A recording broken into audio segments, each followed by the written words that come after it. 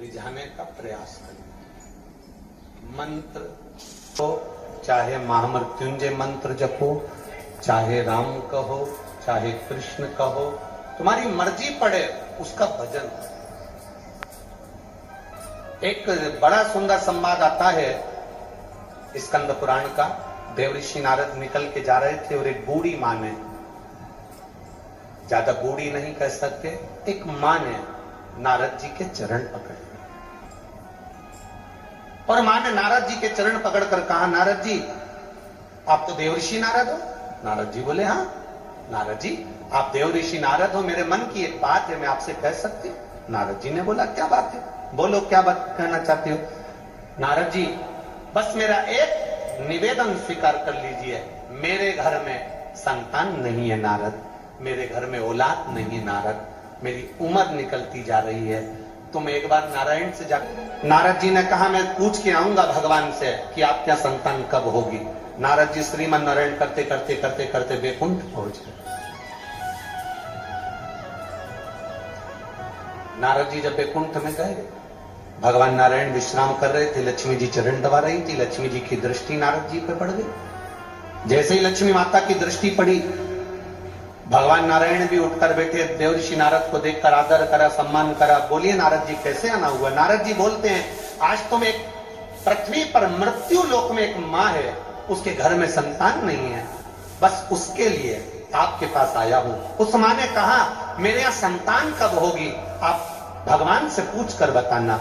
इतने में नारायण ने ध्यान लगाकर देखा कि कौन मां ने प्रश्न किया, और नारायण ने कह दिया, इसके यहां संतान का सुख 7 जन्म तक नहीं है, इसके यहां औलाद नहीं हो सकती, इसके यहां संतान नहीं है, इसके यहां औलाद नहीं है।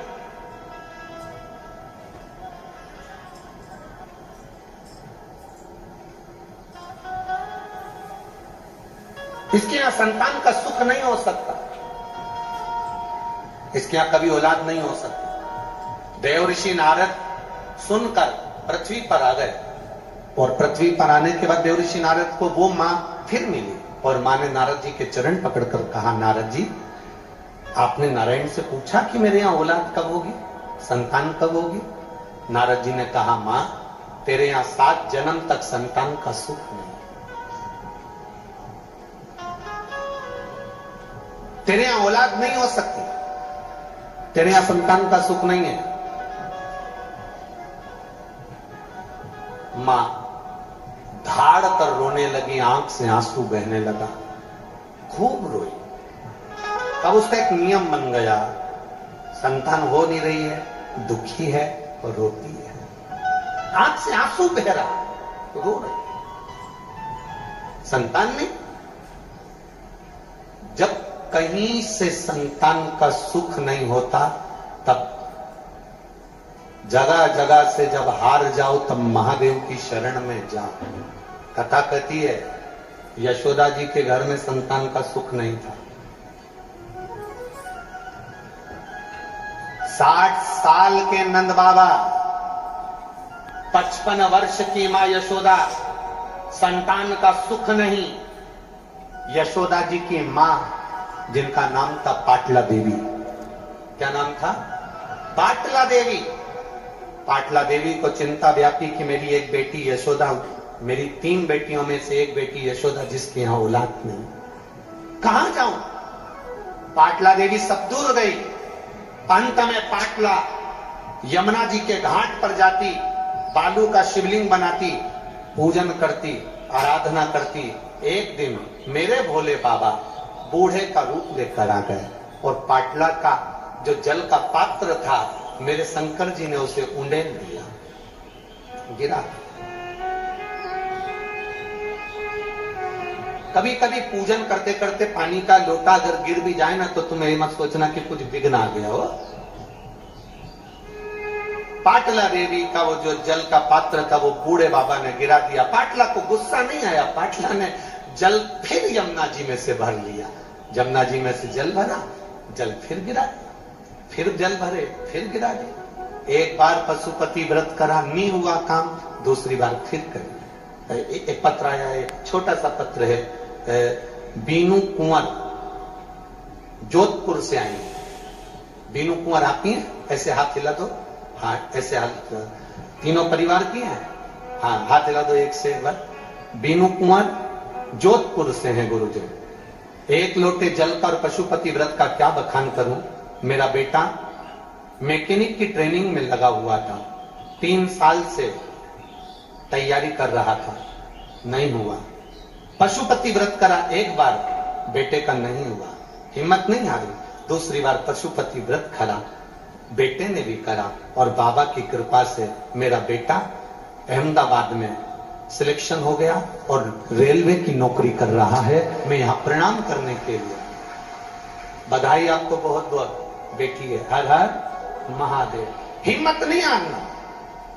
एक बार में नहीं हुआ ना, तुम सोच लो कि भाई मैं मंदिर जाती थी और मेरा काम नहीं हुआ, मैं जल चढ़ाती थी मेरा काम नहीं हुआ, 3 महीने मैंने देखा मेरा काम, ना ना ना ना, तेरे मंदिर में आना मेरा काम है और मेरी बिगड़ी बनाना तेरा काम है। उसकी चौखट नहीं छोड़ना, उसका दरवाजा नहीं छोड़ना,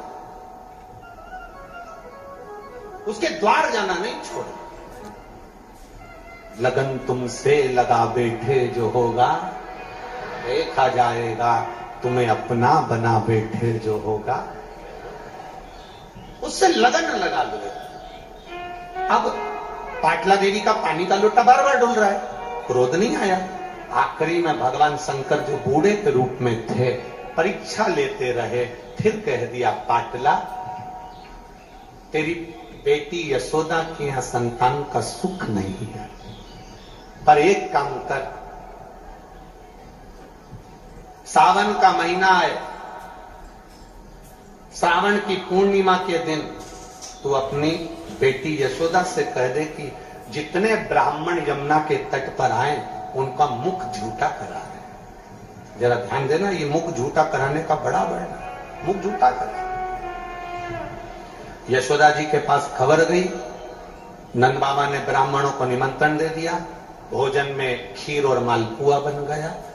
नंद बाबा ने परोसा, नंद बाबा की दाढ़ी सफेद, बाल सफेद, यशोदा जी हाथ में चूड़ा पहनकर, पांव पैजनिया पहनकर, करधनी पहनकर, माता यशोदा सिर में इतना घूंघट डालकर खीर परोसने के लिए गई। इतने में ब्राह्मणों ने देखा कि नंद बाबा बूढ़े और ये इतना घूंघट डाल के तो इनके घर के बेटे की बहू दिख रही है, पर इनके घर में कोई औलाद नहीं है।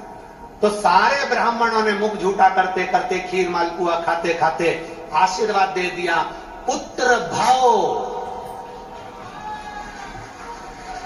और जो आशीर्वाद दिया पुत्र भव, यशोदा जी ने अपना पल्लू ऊपर करा। सारे बाबाओं ने देखा कि इसके भी बाल सफेद हैं, ये भी बूढ़ी है। नंद बाबा ने कहा, मैं 60 का, ये 55 की, बुढ़ापे में कहां संतान होगी। संतों ने कहा, हम शंकर के भक्त हैं, शिव का भक्त जब मुख झूठा कर कर कुछ वर दे देता है, खाली नहीं जाता, बेटा आएगा, भले वो कहीं से भी आए। और वो हुआ, चमत्कार सा हो गया लोगों, हो गई बात निराली। रात ही रात में नंद बाबा की दाढ़ी हो गई काली, और ना जाने किस ऋषि मुनि ने धागा हाथ लपेटा कि नंद घर अनहोनी हो गई। ये उसकी उदाहरण, ये करुणा।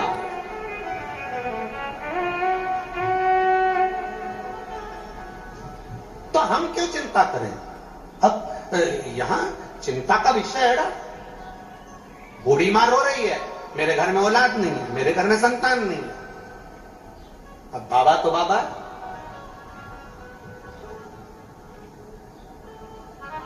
बाबा तो बाबा।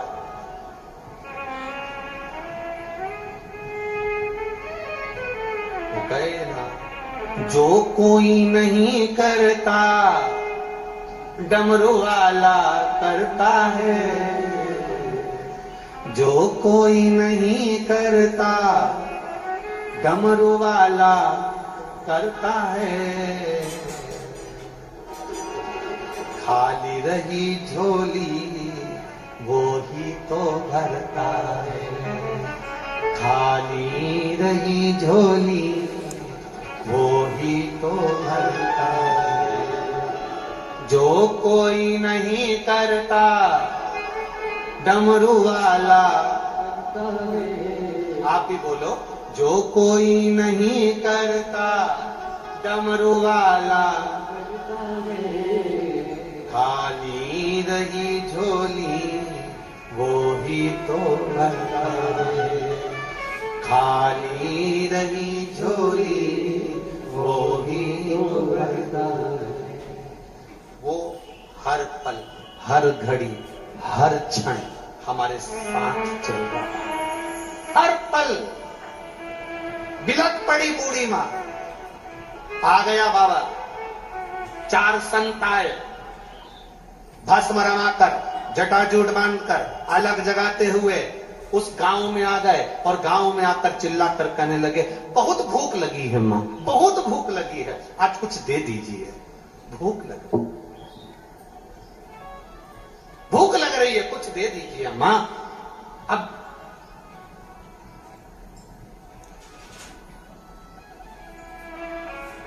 बहुत भूख लगी है मां, कुछ दे दो मां।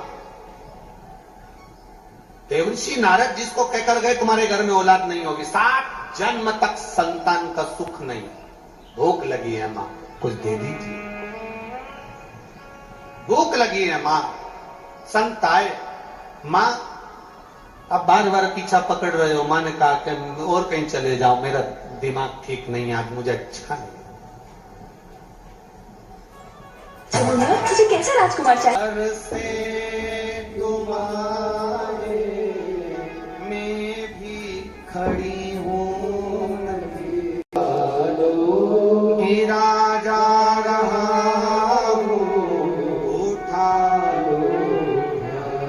देवर्षि नारद ने मना कर दिया, संतान का सुख नहीं। बाबा जी कह रहे हैं मुझे भूख लगी है, वो पीछा पकड़ लिए। मां कह रही मेरा चित्त अच्छा नहीं है, मैं भोजन नहीं करा सकता, नहीं हमें करना है।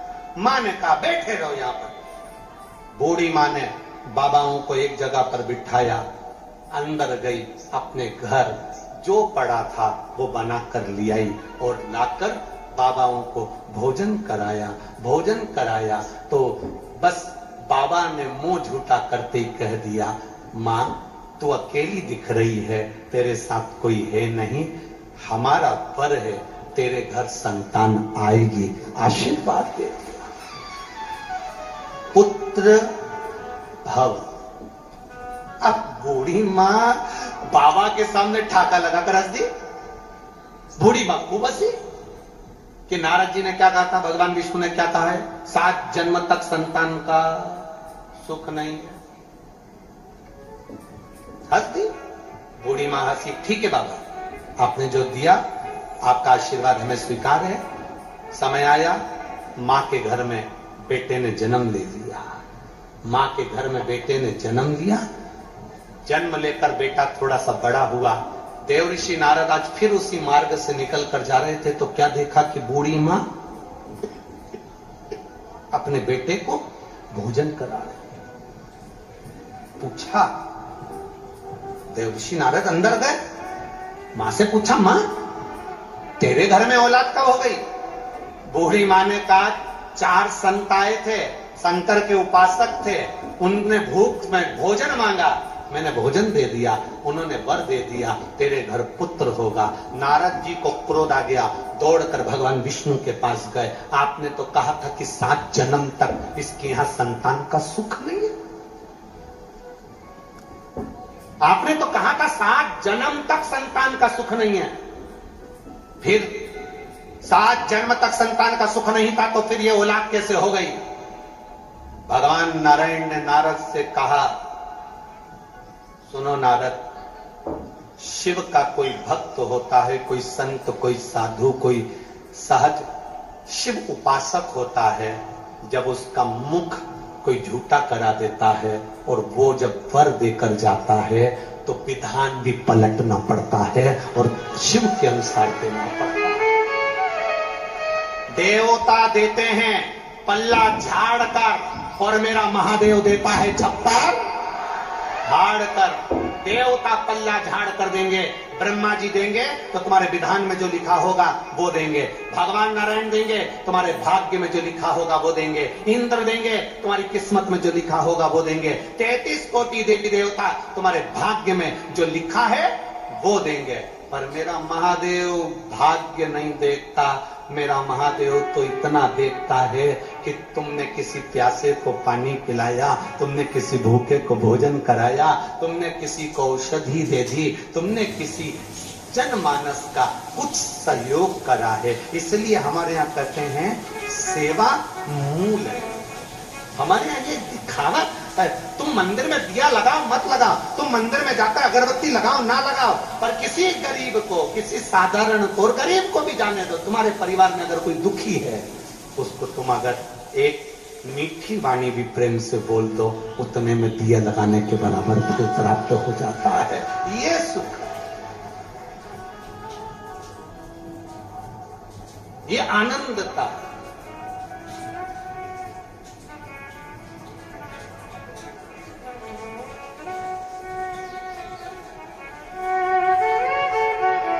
और इससे बढ़कर कोई सुख नहीं।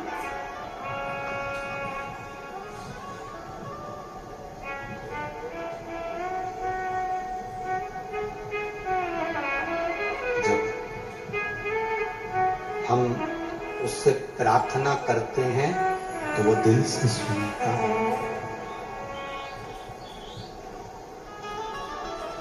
तेरे दरबार की बाबा निराली शान देगी,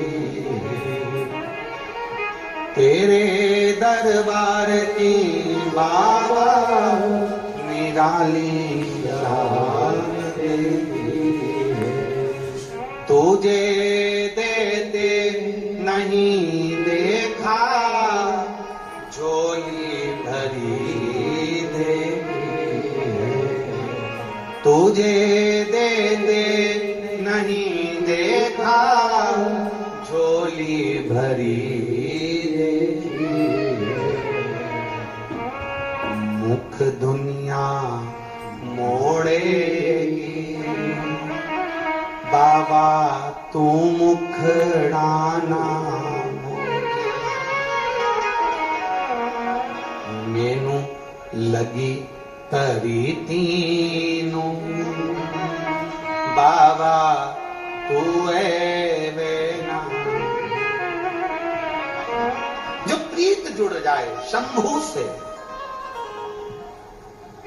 पार्वती जी ने प्रीत जोड़ ली महादेव से, और बाबा से प्रीत जोड़ी तो भोलेनाथ जी ने पार्वती को स्वीकार करा। समय आया मां शिव की हो, शिव शक्ति की हो, शक्ति शिव की है। जो शंकर भगवान और माता दुर्गा जी को, पार्वती जी को, देवी जी को अलग अलग मानते हैं, जो ब्रह्मा विष्णु और महेश को अलग अलग मानते हैं, जो राम कृष्ण और शिव को अलग अलग मानते हैं, समझ लेना कि उनकी बुद्धि में भगवान बैठा ही नहीं। राम कृष्ण शिव नारायण ब्रह्मा शिव देवी देवता जितने भी देव हैं, ये ब्रह्मा विष्णु और महेश कभी अलग नहीं हुए। इसलिए इनकी आरती भी गाई जाती है। सारे देवताओं की आरती में केवल एक देवता का नाम होता है, पर शंकर जी की आरती में ब्रह्मा विष्णु सदा जानत प्रणवाक्षर के ओम अक्षर के यह तीनों।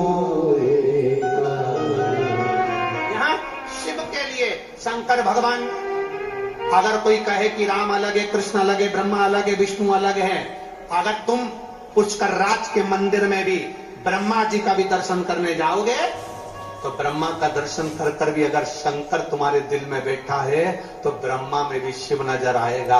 राम का दर्शन करने जाओगे तो शिव नजर आएगा। सूरदास और तुलसीदास दोनों की बात बड़ी निराली